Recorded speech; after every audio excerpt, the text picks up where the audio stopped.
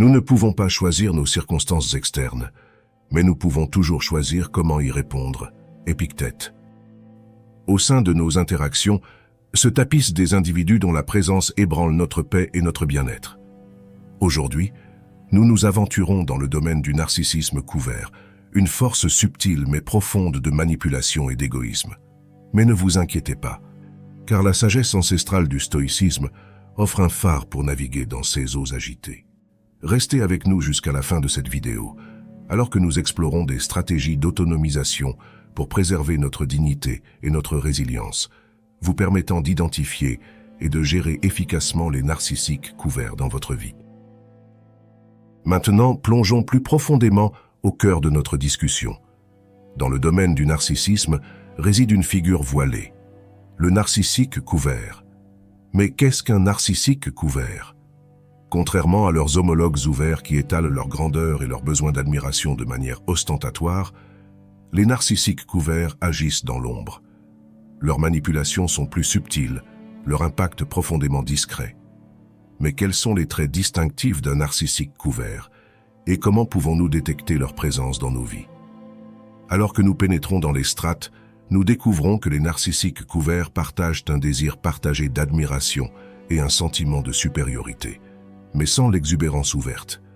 Ils adoptent fréquemment le masque de la victime ou du génie incompris, maniant habilement la subtilité et la manipulation pour attirer l'attention et susciter la sympathie. Soyez vigilants à ces indicateurs. Une sensibilité à la critique atteignant des niveaux pathologiques, un sentiment continu de sous-évaluation, la jalousie des succès d'autrui et un comportement passif-agressif qui mine leur entourage. En méditant sur les enseignements stoïciens, nous nous rappelons l'importance de la conscience et du contrôle de soi. Comme l'a dit Marc Aurèle, le bonheur de votre vie dépend de la qualité de vos pensées. Dans le contexte du narcissisme couvert, cette sagesse nous encourage à observer non seulement les actions des autres, mais aussi la nature de nos réponses à celles-ci. La conscience devient notre bouclier, le contrôle de soi, notre armure, alors que nous naviguons à travers les dynamiques complexes des relations teintées par le narcissisme couvert. En comprenant les subtilités du narcissisme couvert, nous nous donnons le pouvoir non seulement d'identifier ces individus, mais aussi de leur répondre avec la force et la maîtrise que le stoïcisme enseigne. C'est grâce à cette compréhension que nous trouvons la liberté de choisir nos réactions, incarnant ainsi les principes stoïciens de sagesse et de résilience émotionnelle. Maintenant, voici les 7 stratégies stoïciennes pour démasquer et traiter les narcissiques couverts. Stratégie numéro 1, appelez-les par leur nom.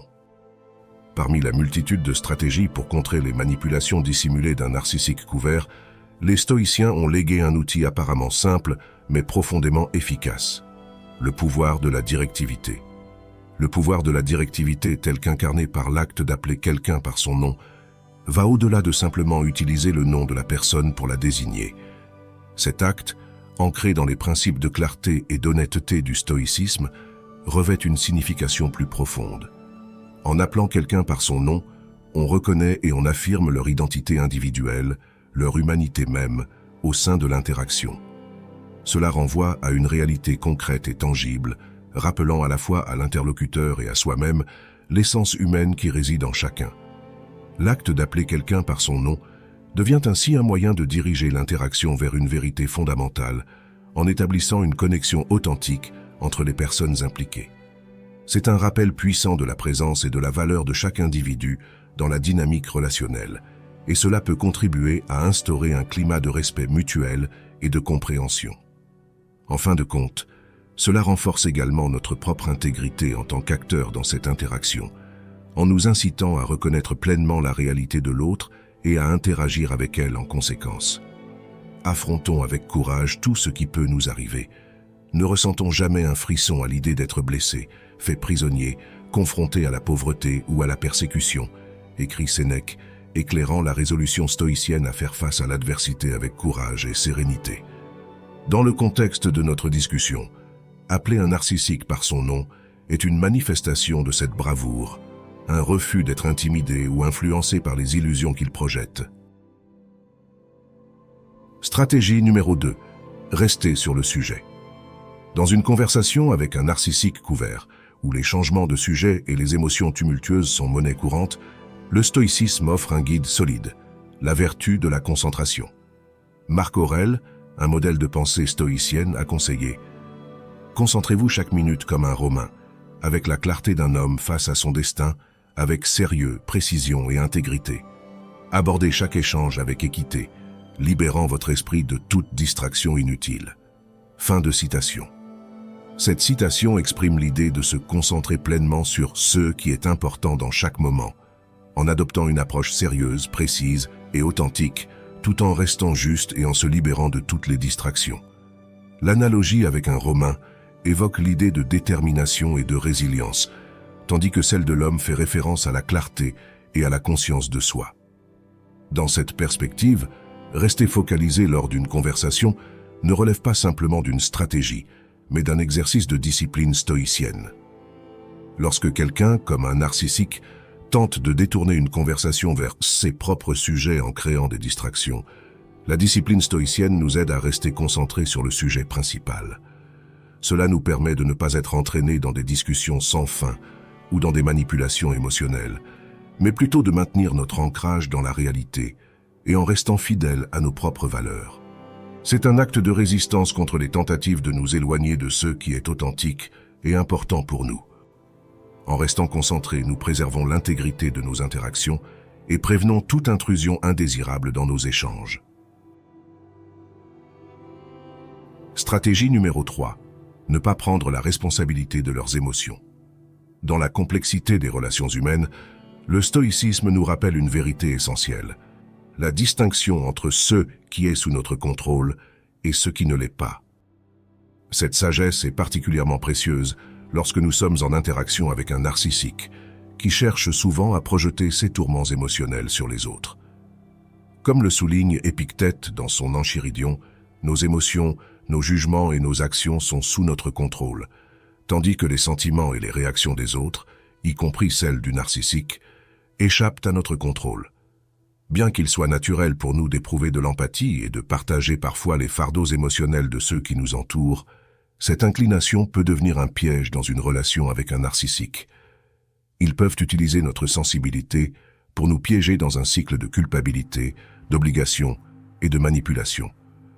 Ne pas assumer la responsabilité des émotions d'un narcissique n'est pas un acte d'indifférence, mais plutôt une pratique de sagesse stoïcienne. Cela signifie reconnaître que, bien que nous puissions offrir compassion, compréhension et soutien, la responsabilité ultime de leurs émotions et de leur guérison leur incombe. Ce discernement nous libère du poids des fardeaux inutiles, nous permettant de naviguer nos interactions avec un sentiment de paix et d'autonomie. Imaginons que vous ayez un conjoint narcissique qui a constamment besoin de validation et d'attention. Peu importe. Ce que vous faites, cette personne narcissique semble toujours insatisfaite et demande plus d'admiration ou de reconnaissance. Dans cette situation, vous pourriez ressentir le besoin de constamment rassurer votre conjoint, de répondre à ses demandes incessantes et de vous plier à ses caprices émotionnels pour maintenir la paix dans la relation. Cependant, en appliquant les principes stoïciens, vous réalisez que vous ne pouvez pas contrôler les émotions ou le comportement de votre conjoint. Vous pouvez offrir votre soutien et votre amour, mais vous ne pouvez pas prendre la responsabilité de son bien-être émotionnel. Plutôt que de vous laisser entraîner dans un cycle de validation constante et de manipulation émotionnelle, vous choisissez de rester centré sur vos propres valeurs et vos propres limites. Vous offrez un soutien compatissant, mais vous vous refusez à porter le poids de ses émotions et de ses insécurités. En adoptant cette approche, vous vous libérez du fardeau de devoir constamment répondre aux besoins émotionnels de votre conjoint narcissique. Vous pouvez maintenir votre propre intégrité et autonomie dans la relation, ce qui peut ultimement conduire à une dynamique plus saine et équilibrée. Stratégie numéro 4. Se désengager lorsqu'on est attaqué.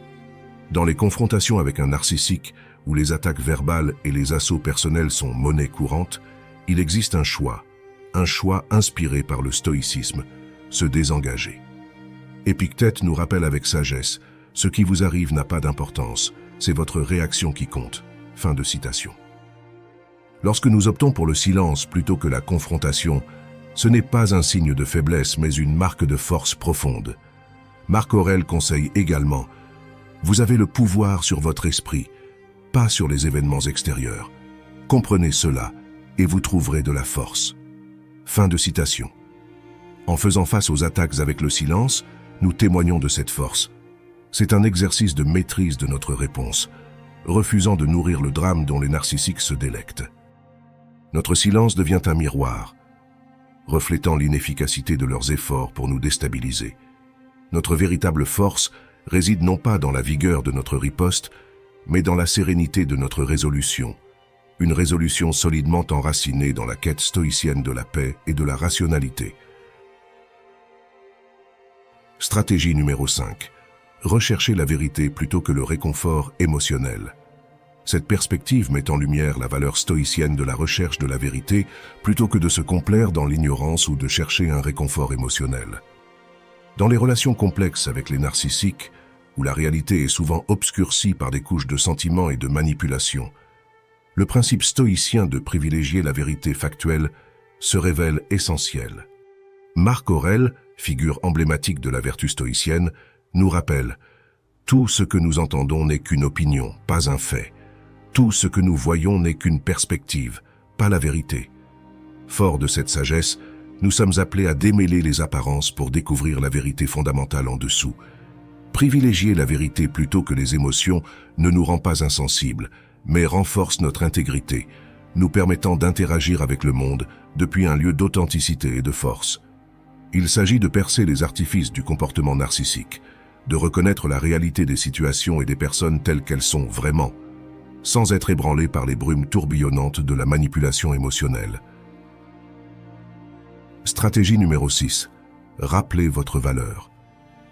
Les narcissiques, armés de leur arsenal visant à miner notre estime de soi, projettent souvent des ombres sur notre confiance. Cependant, le stoïcisme nous dote d'un bouclier lumineux, la reconnaissance de notre valeur intrinsèque. Sénèque nous enseigne « Ce n'est pas l'homme qui a trop peu, mais celui qui en désire davantage qui est pauvre. » Fin de citation. Sénèque nous encourage à trouver la richesse non pas dans la validation externe, mais dans l'abondance de notre vie intérieure. Notre valeur, inébranlable et inhérente, est une forteresse que nulle force extérieure ne peut ébranler. Alors, avec une confiance sereine, rappelons-nous notre valeur et maintenons-nous fermes dans la certitude que notre valeur ne vacille pas selon les humeurs de ceux qui cherchent à nous rabaisser. Dans le miroir de la philosophie stoïcienne, nous nous voyons comme des êtres complets, non pas pour ceux que nous possédons ou pour notre perception extérieure, mais pour qui nous sommes au plus profond de nous-mêmes. Des êtres rationnels et résilients, capables de grandes vertus. Stratégie numéro 7. Maintenir fermement les limites. Établir et maintenir fermement des limites avec un narcissique représente un acte stoïcien de préservation, protégeant non seulement votre paix intérieure, mais également votre essence même. C'est une déclaration affirmant que, même si nous naviguons dans le monde aux côtés des autres, nous ne permettons pas à leur tourment de perturber notre forteresse intérieure. Si quelqu'un répond à une insulte comme un roc, qu'a gagné l'abuseur avec son invective, demandait Épictète. Cette citation met en lumière l'idée de la résilience et de la maîtrise de soi face aux insultes et aux provocations du narcissique.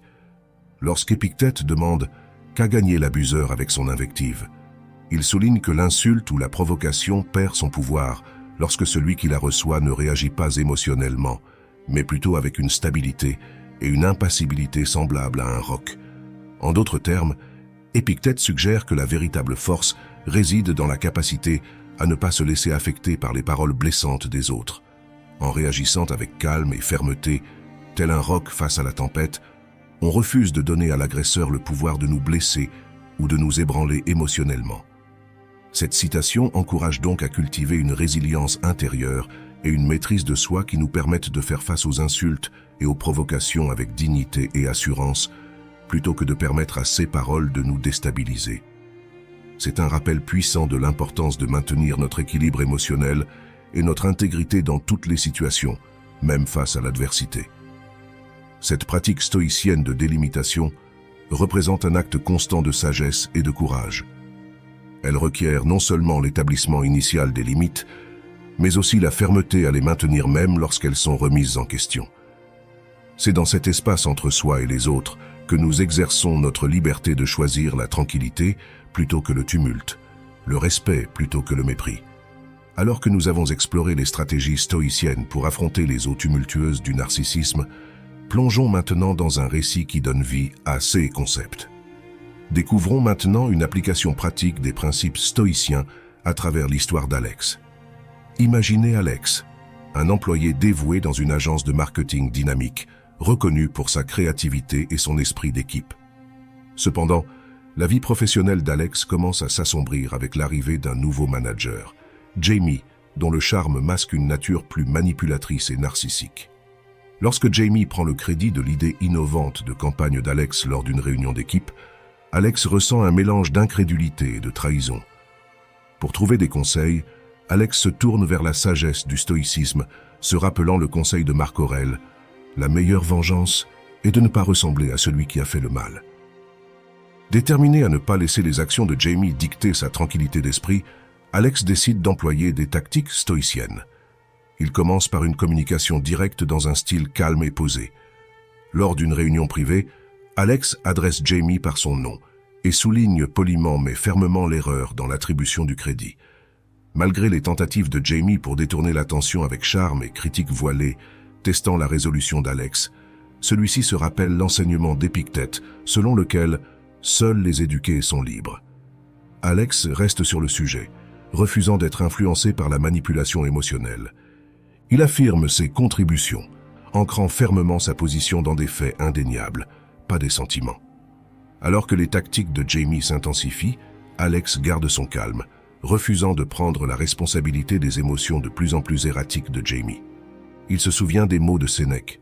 « Nous souffrons plus souvent dans l'imagination que dans la réalité », et choisit de ne pas s'engager dans les provocations de Jamie, préservant ainsi son énergie et se concentrant sur son intégrité et son travail.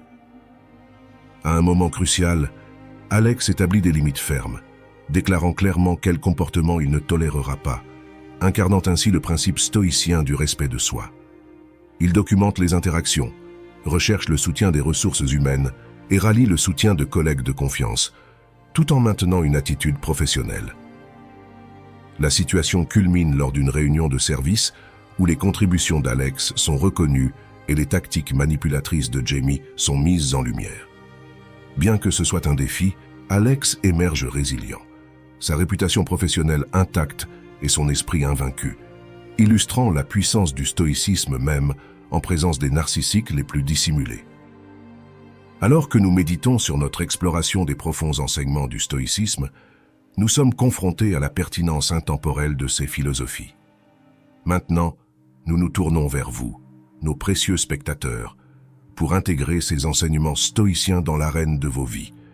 Pratiquez ces principes quotidiennement, que ce soit dans la réflexion tranquille ou au cœur des défis.